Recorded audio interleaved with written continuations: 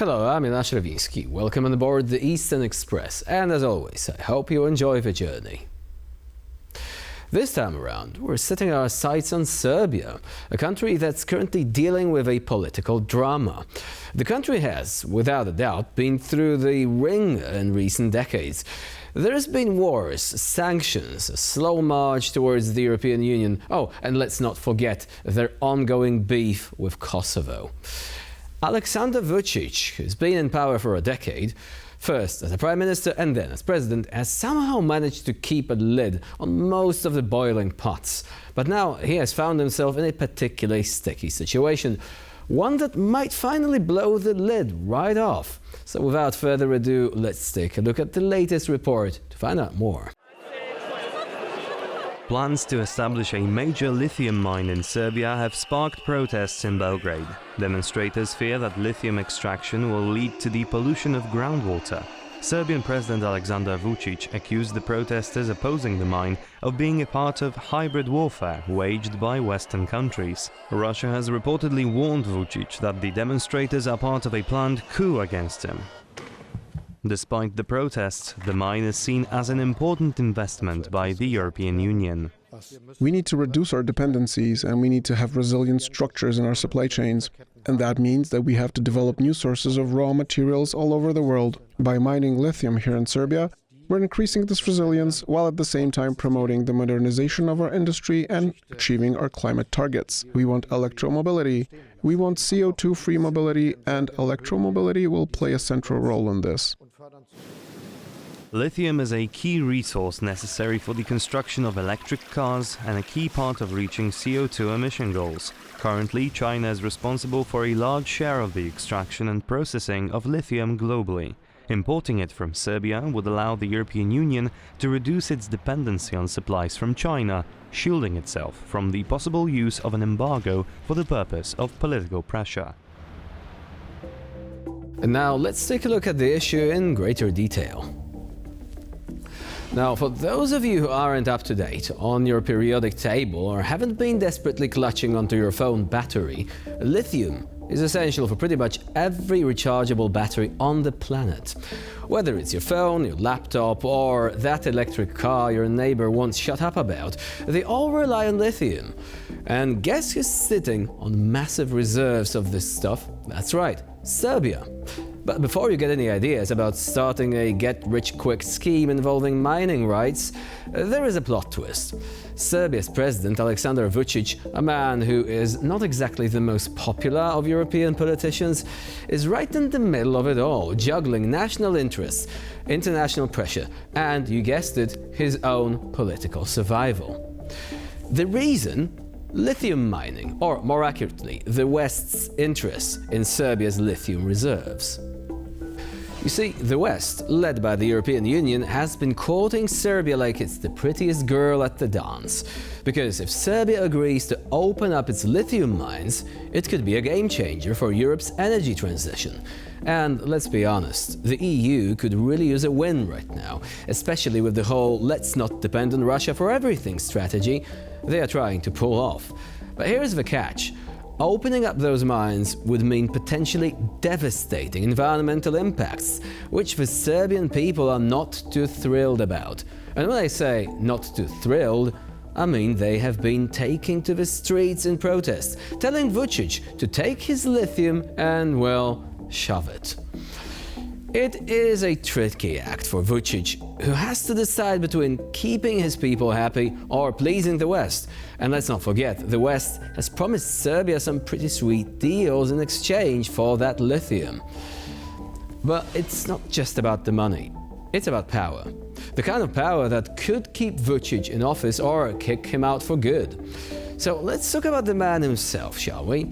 Since taking office, he has managed to position himself as both a strong man and a reformer, depending on who he is talking to. One minute he's promising the EU that Serbia is on a one-way track to membership, and the next he's buddying up to Russia and China, like he's auditioning for the role of best friend. Lately, however, things haven't been going too well. The protests against lithium mining are just the latest in a series of public uprisings against his government. there is a growing sense that maybe, just maybe, the people are tired of his act. Now, Vučić knows this, and that's why he's been trying to play it cool, offering up concessions here and there, delaying decisions, generally trying to ride out the storm. But the clock is ticking, and the people aren't going to wait forever. Vučić has to decide if he's going to cash in, keep his grip on power, or listen to his people. Either way, the outcome is going to shape Serbia's future for perhaps decades to come. And now here to shed more light on the issue is our guest tonight, Rigoris Halili from the Warsaw University Balkan Studies Director. Hello and welcome to Eastern Express. Glad that you can join us here today. Hello, and thank you for having me invited here today. So the entire row surrounding the lithium mine in Serbia, this did not exactly start yesterday, but it has actually gained in intensity. Would you say that this is because of the political context or simply because there are many reservations surrounding the environmental impact of this proposed investment? I would say there is a plethora of reasons. Of course, the political momentum is there because of the visit of German Chancellor Scholz and his direct support for this idea. However, the story goes on for some years quite now, and for some years since 2017, and these other aspects are also very visible. It has to do with the nature of the Serbian government or the Serbian regime that is now or the political party that is in power. Very often, President Vučić is accused also by internal observers and outsiders that he is ruling in a rather authoritarian way the country, and that has also brought an important impact to this issue. And there is also the other element, the policy of Rio Tinto as the main investor in this whole affair, one of the biggest companies in the world, which actually, despite being once neglected the possibility to invest in Serbia in the lithium mining, has still continued to be there and has continued to buy land in other areas of Serbia in search for the same mineral. So what happened here is not a new thing, it's a continuation of a long process. And finally is the last, and but not least, the ecological concerns that the local inhabitants and also many activists in Serbia have expressed in the last years, not only today, not only yesterday, not only in the last month during the protest, but in a long time, or a very long time, I think about 5 to 6 years since this process began. And there is also another element that I would add here, probably that has been left out of the context, but is very important. It is the growth in mining investments in Serbia, which have made the country one of the biggest attractions, especially from the Chinese companies. So we have to take into consideration here also the sort of not play, this is not the right word, but the sort of a dynamic between the Western companies, or like Rio Tinto, and the Chinese or Russian companies, which are also very heavily investing in other parts of Serbia, in eastern part of Serbia, in the area of Bor.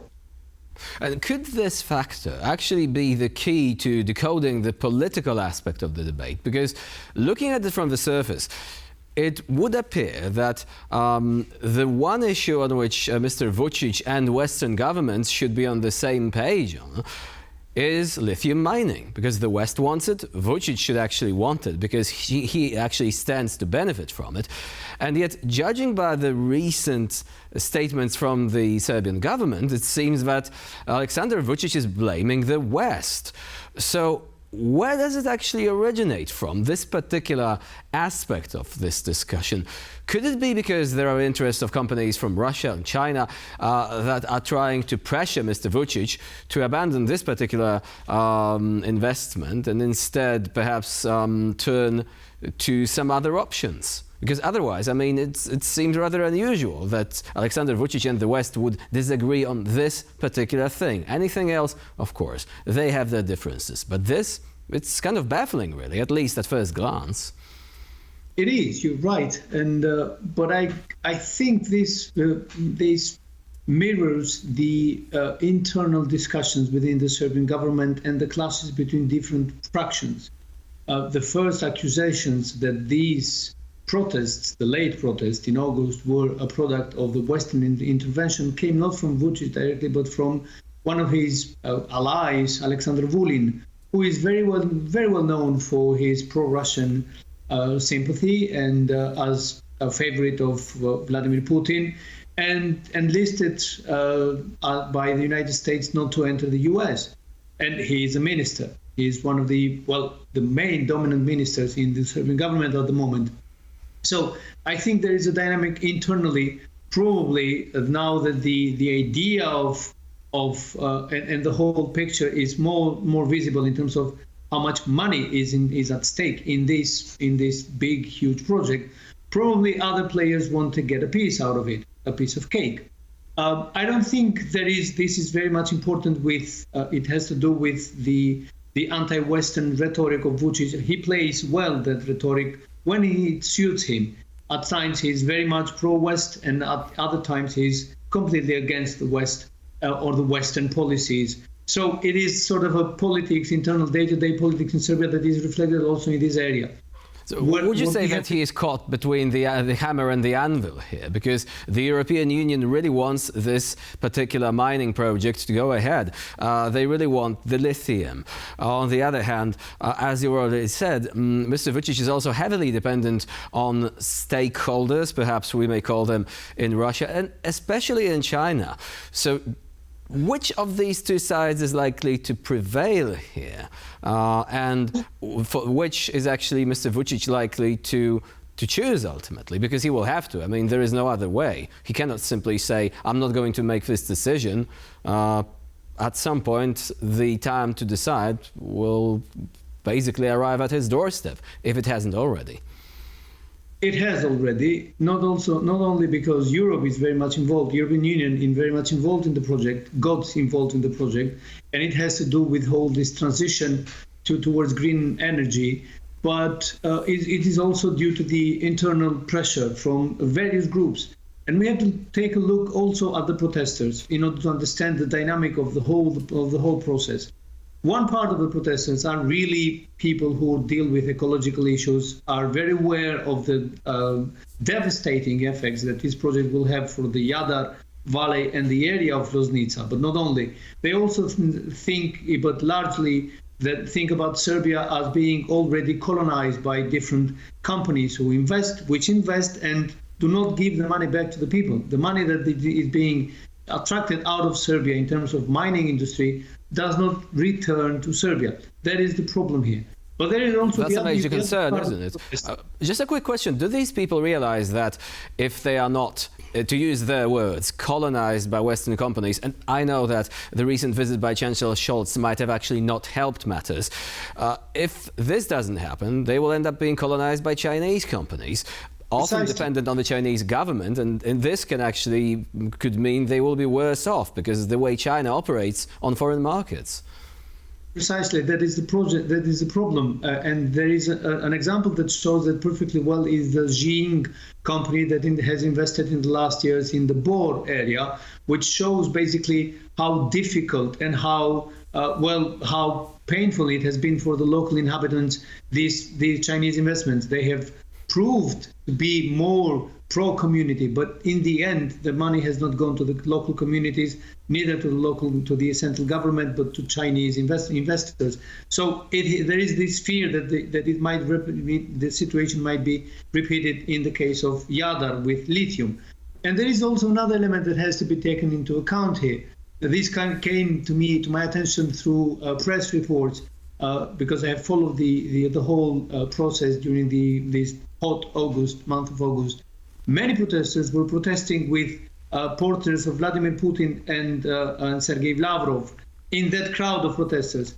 And that makes me think that about a kind of a multi-layered group of protesters here. There are different interests also on the side of the protesters. These people go out, protest against Rio Tinto as a Western company, and have the Vladimir Putin's portrait or Sergei Lavrov's. So that says a lot about how they think.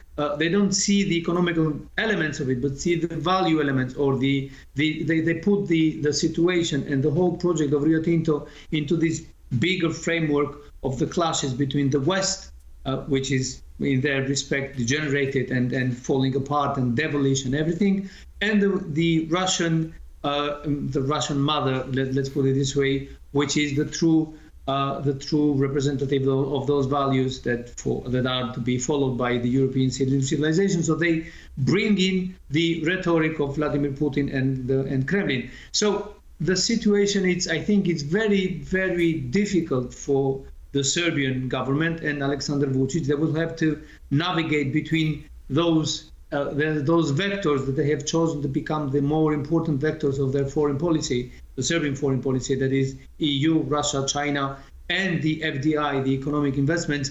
And it will have to be really, they have to be very careful how they proceed with this project. Rio Tinto was once kicked out of Serbia. It might happen again. This is not that the project will take place.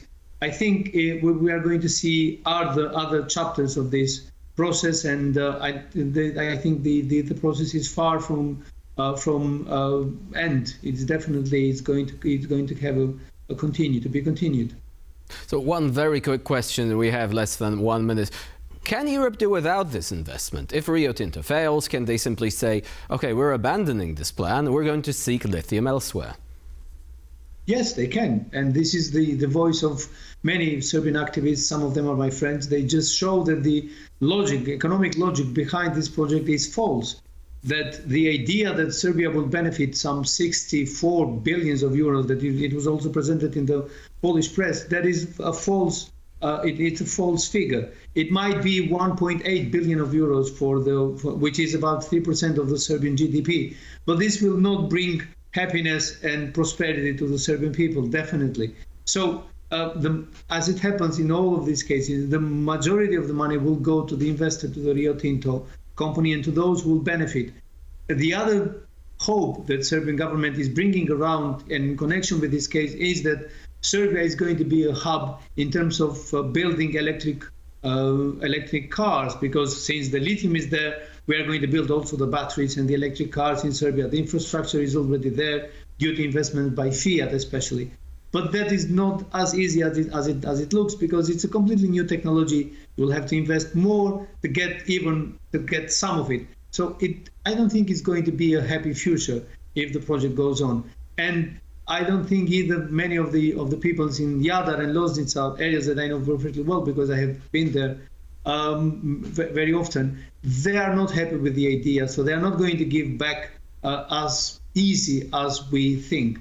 It's going to be a process, a long process. We'll see how it goes. And ultimately, it's not just about business interests or political agendas. It's also about the lives of ordinary people who get to be affected by this and who are most likely to lose out if the whole process is not conducted in the proper manner. Ilgiz Khalili was our guest today here on TVP World. Thank you very much for joining us and for sharing your insight. Thank you. And now we're moving on to Eastern News Flash, bringing you all the other stories from the East that you really don't want to miss. Russian leader Vladimir Putin has signed a decree modifying immigration rules. The changes will affect people wanting to move to Russia for ideological reasons. The decree waives the Russian language and history requirements for temporary residence permits for some immigrants, namely those who want to emigrate from their countries due to, quote, the imposition of destructive neoliberal ideology which conflict traditional Russian moral values. For the law to fully come into force, the Russian government first has to establish a list of countries it considers to be pushing these ideologies. Vladimir Putin has paid an official visit to Baku, where he discussed the settlement of the conflict between Armenia and Azerbaijan with Azerbaijani President Ilham Aliyev. Some analysts, however, see a deeper meaning behind this visit. Azerbaijani President Ilham Aliyev hosted Vladimir Putin for talks focusing on the normalization of ties between Baku and Yerevan. Since last autumn, when Azerbaijan captured the disputed territory of Nagorno-Karabakh, The two countries have been attempting to permanently settle their outstanding issues. However, Putin's visit might have had another aim.